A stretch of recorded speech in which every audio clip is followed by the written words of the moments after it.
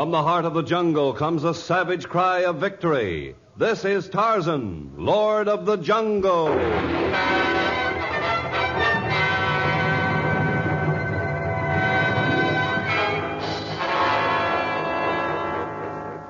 From the black core of dark Africa, land of enchantment, mystery, and violence, comes one of the most colorful figures of all time, transcribed from the immortal pen of Edgar Rice Burroughs. Tarzan, the bronzed white son of the jungle. And now, in the very words of Mr. Burroughs, the story of Contraband.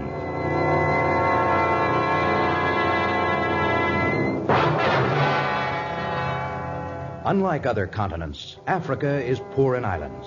With over 16,000 miles of coastline, it has only a half dozen islands large enough to earn a place on the map. And thus, even a small coral islet like San Lorenzo, which is too small to appear in atlases and geography books, has great military importance. The woman knew its importance.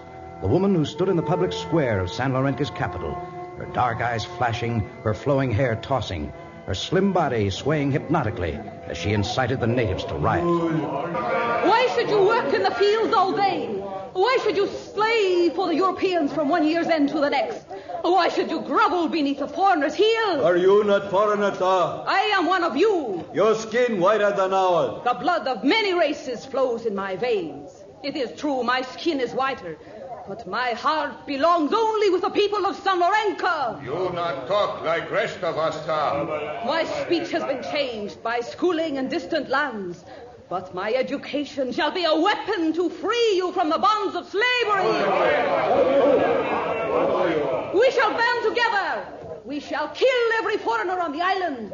We will take over the wharfs and the warehouses, the governmental buildings, the hospital, the prison. We shall free the prisoners. We shall free all whom the whites have enslaved. We run government. We kill all white men. We shall reclaim San Lorenzo for its people, and Tar shall lead you. We follow you, Tar. You our leader.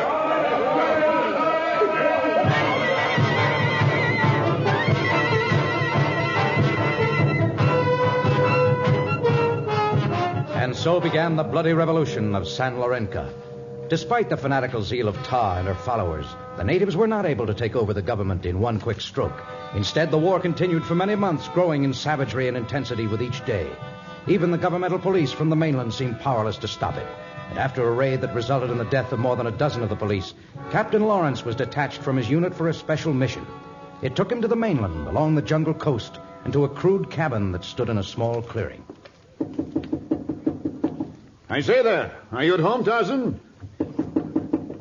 Would be my luck to travel all this distance. I don't believe he's home. Tarzan, you just took 3 years off my life. You have to sneak up on a man like a panther stalking its prey. I did not mean to frighten you, but I caught the scent of man a few moments ago, and I decided to hide in that clump of trees over there until I learned the identity of my caller. Well, I'm glad we're friends. I should hate to be an enemy coming to call on you. You are a friend indeed, Captain Lawrence. Shall we go inside? Oh, thank you. Perhaps I shouldn't be so friendly. The last time you made your way to this cabin, it was to arrest me. Well, I'm happy that the charges proved completely groundless. Tarzan, this time I come to appeal for help. The government wants my help? In what way? The people of San Lorenzo are in revolt. They've killed close to 100 Europeans and Englishmen, and almost a score of police. You hold no elections there. Perhaps revolution is their only method of changing a government they find unfavorable. My government has long been willing to grant them their freedom, but we feel that the group now leading the revolt would not work for the best interests of the natives, or for world peace. What makes you think that? Well, their leader is a woman. She lived in Europe for some years, was educated there. Her reputation was most unsavory, and she was the intimate of those who preach world revolution. Although she was born on San Lorenzo, her ways are not those of the people, nor are her goals theirs. One seldom knows a woman's aims. What do you think hers are? She has long been the confidant of a war profiteer, a despicable character by the name of Ali Astigar. It is known that they were in close association before she decided to return home to San Lorenzo. But what does that prove? Astigar is in the employ of powers who begin revolutions in many strategic countries. The revolution in San Lorenzo started the day after her return. I see. She has gained great power over the natives. They look upon her as some sort of a goddess. Only the influence of someone also looked upon as a deity can overcome her influence. Someone who's looked upon as a deity? Surely you do not think I hold the position of a god. The Lord of the Jungle? It is more than a title of respect, Tarzan. Even on the island, your name is enough to make a native think twice before joining Ta and her followers. Ta? That is the woman's name? Oh, she has used many aliases in the past. I don't know where she got this one. Ta is a native word. It means lamp. A lamp, eh? A lamp that leads the natives to death and destruction. And Tarzan, only you can stem this tide of killing.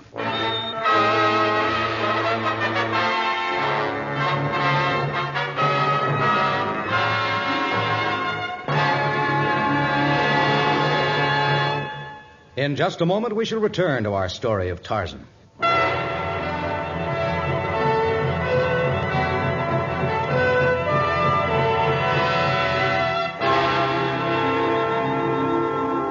The equatorial rain had come quickly, and rivulets of water ran down the faces of Tarzan and Captain Lawrence as they broke through dense jungle growth on their way to Lagos, disembarking point for San Lorenzo, scene of the bloodiest revolution of modern times.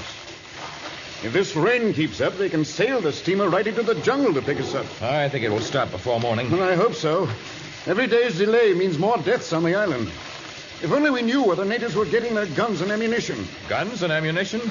You didn't mention that before. I assumed they were using knives and spears and other native weapons. No, it's guns this time. I told you there were outside influences at work. Ah. For the first time, I'm really convinced. Could you travel faster, Captain Lawrence? Oh, I'm afraid not.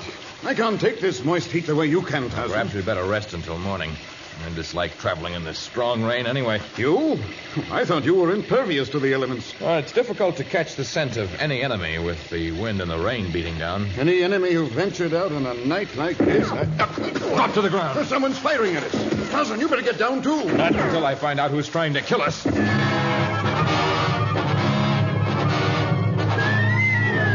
As Tarzan sped in the direction from which the bullets had come, a dark figure leaped from behind a protecting rock and fled into the night, fear giving his footsteps great speed. Still, he was no match for Tarzan, and as the Lord of the Jungle gained on him, he turned to fire. He raised his gun to his shoulder, leveled the barrel straight at Tarzan's chest, curled his finger around the trigger, and fired. At almost the exact moment, Tarzan took a diving tackle at his assailant's legs. The shot went wild, the gun dropped, and the two rolled over and over in savage battle. No break arm. Stop struggling, then. Me stop. Not break arm. Put your hands behind you and stand up. I say, Tarzan, are you all right? Yes, Captain Lawrence. Would you mind picking up that gun over there while I tie the hands of our friend here? Not tie hands. Me not make more trouble. Go ahead and tie his hands, Tarzan. We can't afford taking another chance. And at least it looks as though the rain's letting up a bit. Why did you attempt to kill us? Not try kill you. Only try kill enemy people of San Lorenzo. Ah, so you've been following Captain Lawrence. For how long? Since day he leave island.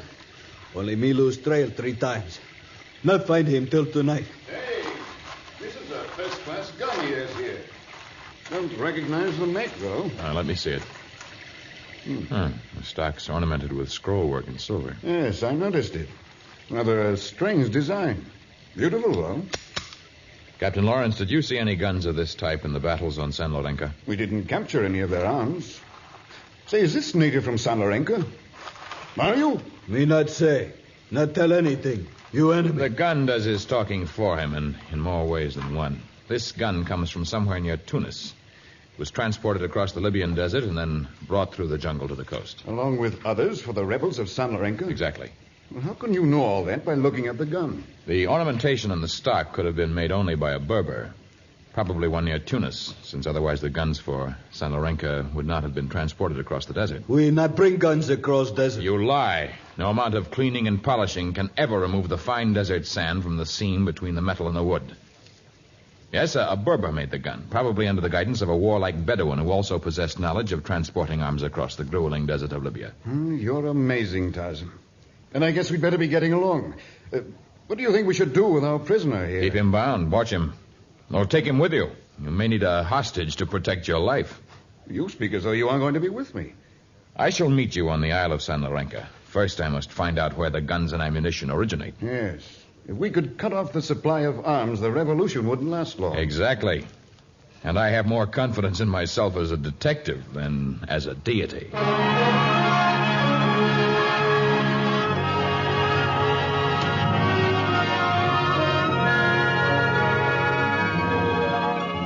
It was a long and a difficult trip to the land of the Berbers, and the task of narrowing down the silversmith who had worked on the guns was even more difficult than the trip.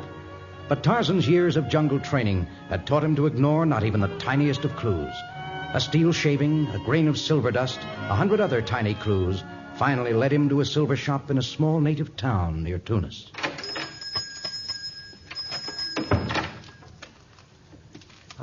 Greetings to the man of the jungle. My greetings to you, silversmith. I always admire a fine craftsman, and I hear you are most skilled in your trade. I do my humble best. Wouldst you have me fashion an armlet for thee? Or perhaps a filigreed pendant to give as a gift to the light of your life? No, I had hoped that perhaps you could adorn a gun with the rich product of your craft. A gun? Silver ornamentation upon a gun? Have you never done such work? By Eula, I have never heard of such a practice. Have you the gun you wish adorned with you? I thought perhaps you could supply it. I would pay well. In my store and in the simple workshop behind it, there is aught but a few scraps of silver and gold with which to make baubles. I am not a gunsmith. Your shop looks exceedingly empty of baubles as well as of guns. My poor stock of merchandise is completely gone at the moment. I noticed the large bales outside your shop. Someone purchased your entire stock? Yes, that is it. A buyer from one of the great marts of the world so admired my work that he bought everything I had. He has prepared it for shipment. He must prize it highly. The bales are well padded on the outside. Were you examining that which did not concern you? I looked only so I might determine whether the shipment was destined for the desert.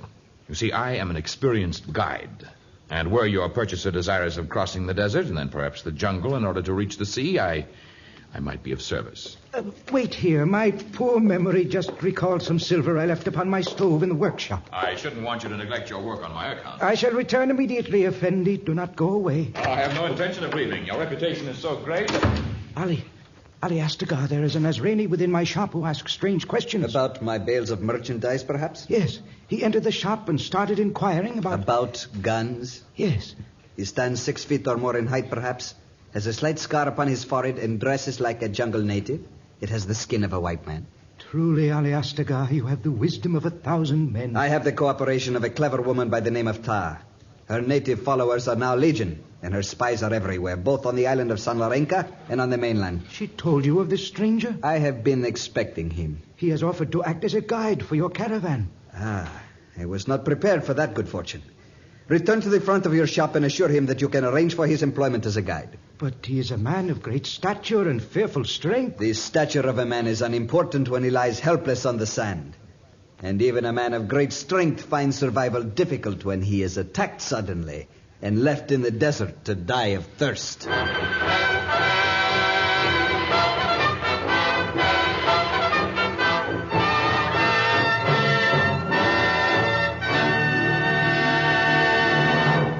In just a moment, we shall learn Tarzan's fate at the hands of the clever Ali Astagar.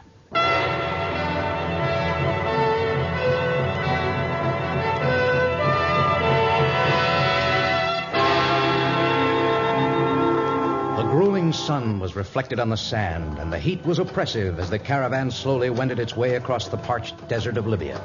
A long line of well-laden camels trudged slowly, despite the urgings of the Bedouin camel drivers.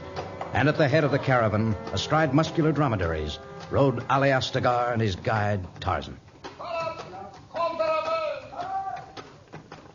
The sun beats hot upon our heads. I shall welcome the passing of the day. Had you followed my advice, we might have reached the shelter of the jungle by now. I prefer the longer route.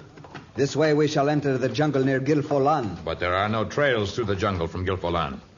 Everyone else who travels in the direction of Lagos keeps to the elephant trails as much as possible. I wish to avoid the trails. At Gilfolan, we will be met by native bearers I can trust. I want no one to know of my shipments. Are the silver ornaments we transport that important? We are not carrying silver ornaments. Surely that does not come as a great surprise to you? No, it doesn't.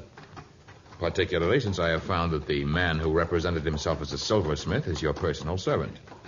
Well, I am surprised to hear you admit that the cargo does not consist of silver. I never meant to deceive you, Tarzan. You know my name? Of course. And I know that you are a friend to all of Africa's natives. To you, I can confide the real contents of the bales. You are most kind, Hyaenas. What do the bales contain? Medicine, bandages, antiseptics, and anesthetics for the poor wounded natives of San Lorenzo. Medical supplies? There are certain foreign powers who would lead you to believe I transport contraband shipments of ammunition and guns. They have their reasons for giving out this false information. Frankly, I believed what I was told. I traced a gun to that silversmith shop where you made your headquarters. You are most clever. You must have traced one of the 2 guns I had made. They were given to the natives who guarded the last shipment of medical supplies. But why should Captain Lawrence lie to me about such a matter? Tarzan, he represents a government that is loath to give up its island colony. There are some who would gladly lie to their own parents in order to protect their selfish interests. I've often found man to be deceitful, but I was sure I could accept the word of Captain Lawrence. Would you believe me if I stopped the caravan right here and permitted you to open and inspect any bale in the caravan? You would do that? Gladly. In fact, I insist on it, so that you may learn to respect the word of Ali Astagar. Shams! Yes, master. Have the caravan stopped. Permit Tarzan to open any bale he selects. I could have sworn the bales contained arms. The mind accepts what the heart dictates. Minds are often courts that judge before trial. Yes. Yes, that is true. I had you marked as a villain before our paths crossed. Forgive me, Ali Astagar, and bid the caravan move on. I accept your word. No, I shall not let you accept my word. I insist you open a bale. Do it yourself. Be convinced. Come, I shall dismount with you. I feel as though I were causing you much needless trouble. If there is a fault, it lies with me. Go ahead, select a bale. All right, I'll take the nearest one.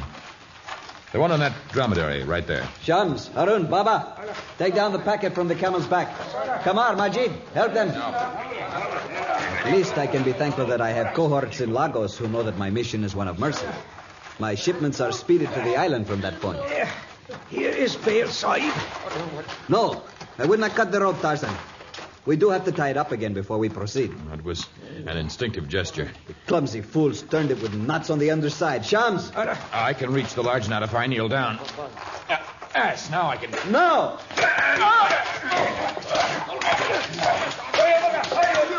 Enough! Stop! You need not waste further blows. He is quite unconscious. Harun, Baba, fasten the bale on the camel's back. And hurry. We must remount and ride as the wind. And by the time we enter the jungle, its lord will be quite dead of exposure and thirst.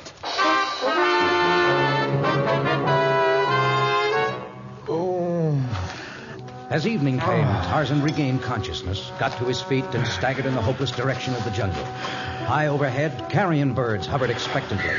But neither the birds of prey nor the clever Ali Astagar had been able to estimate the almost superhuman strength and endurance of Tarzan. He seemed to grow stronger instead of weaker with each passing mile, and by dawn the next morning he had reached a small waterhole. Within a few days he had crossed the jungle and secured a small boat to reach the Isle of San Lorenzo, the bristling fortress now commanded by Captain Lawrence. You've had another miraculous escape, Tarzan. I suffered greatly. Perhaps it was my punishment for having doubted the word of a friend. Astagar speaks with a crafty tongue. I hardly blame you doubting me. I blame myself, for by this time fresh ammunition and guns have reached the rebels. I don't know. There have been no new attacks during the past several days. We can only conclude that they must be out of ammunition. Oh, then perhaps I shall be relatively safe as I proceed into the tangled forest surrounding their island stronghold. You intend going into the interior? But you may fall into the hands of Tar or some of her fanatical followers. I shall have to take my chances, even with them.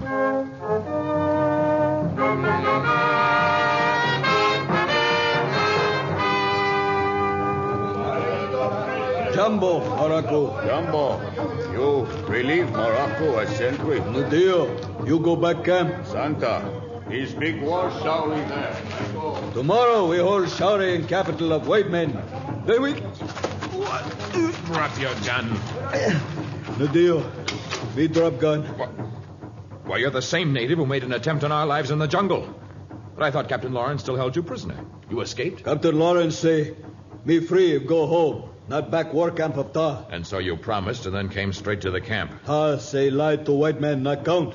It's not crime lie. Kill oppressor. Oppressors? Oh, believe me, you have been misled. Not misled. It's true. Do you not accept the word of Tarzan, Lord of the Jungle? Believe only word of Ta. Ta, Lamp who guides to freedom.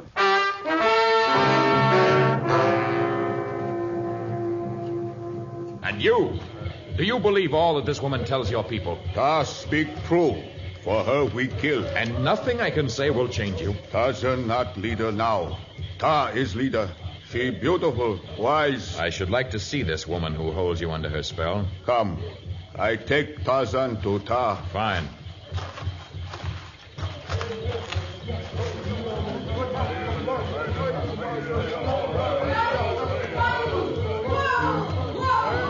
Fill your soul with the spirit of war. Tomorrow we kill. Tomorrow we rule San Lorenzo.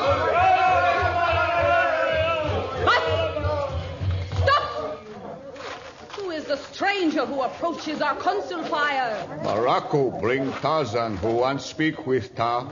You are Tarzan? Yes.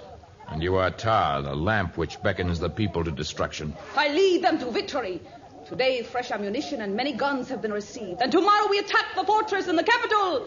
And under the new government, you will no longer be lord of the jungle, Tarzan. People of San Lorenzo, can you not see that this woman spreads the lies of those who would hold you under a greater oppression than any you have yet known? It's lie. We have victory. We rule country. You will be ruled by this woman. A liar and a cheat by the name of Ali Astegar and the corrupt government they represent. Enough! Capture him, men! Don't let him escape! Chase him! Fire at him! Save your ammunition.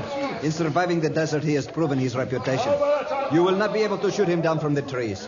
People of San Lorenzo, if you attack the fortress and the capital tomorrow, misfortune will fall upon you. That man there, Ali Astegar, who just slipped from a hut like a worm from beneath a rock, he is your real enemy. Know it now, or learn it tomorrow. Tarzan did not return to the fortress immediately. Instead, he hovered in the vicinity of the war camp, observing much and taking particular interest in the departure of Ali Astegar and his bearers. Someday he would settle the score with Astegar, but at the moment a greater task was at hand. Toward dawn, he returned to the fortress, and he stood at Captain Lawrence's side as the big attack began. Well, there's certainly a slew of them out there. Their aim isn't so good. Have you suffered any casualties at all? Well, not yet. Our numbers are not sufficient to warrant an attack. But once that horde of natives charges the fort, I fear for the outcome.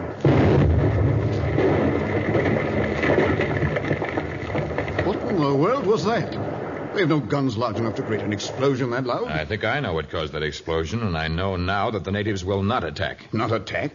But you can see them massing for the offensive blow now. I shall dissuade them. Tell your men to guard their shots, so that they do not hit me in the confusion. Oh, Tarzan, where are you going? You can't just walk across the clearing and into the midst of the enemy. But Tarzan did walk across the clearing and straight into the troops of the natives. And as he did, a strange thing happened. Small cannons exploded, breaking into 1,000 pieces. Native guns disintegrated in the hands of those who attempted to fire them. Bullets failed to explode at all. Rifle levers jammed. Cartridges refused to fit into the guns for which they were intended. And despite the urgings of Ta, the natives threw up their arms in confused surrender.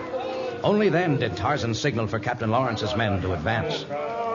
No, you mustn't surrender.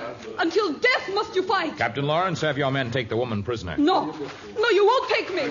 No, There you are. No. A nice shiny pair of handcuffs to wear. No. Take her over there. You had best save your tears for the people you have misled. Tarzan, I just watched something, and I still don't believe it. What in the name of heaven happened? The people of San Lorenzo were betrayed by Astegar, a man who double-crossed everyone who had an interest in this small island. He sent Ta here to incite the rebellion. He got a foreign power to pay for the arms he delivered, and he reaped a double profit by purchasing defective guns and ammunition. But when did you learn of all this? Some of these things I learned last night as I threaded my way through the camp. And some of the things I learned by long association with those who know no loyalty except to their own purses. I think from now on, the loyalties of the people of San Lorenzo will be with those who have proven themselves their friends.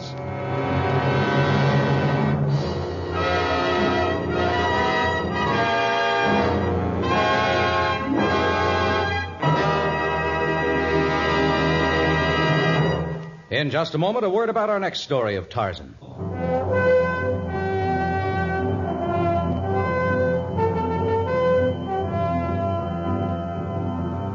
Stanley reported the strange lake in his book, In Darkest Africa, which was published in 1890.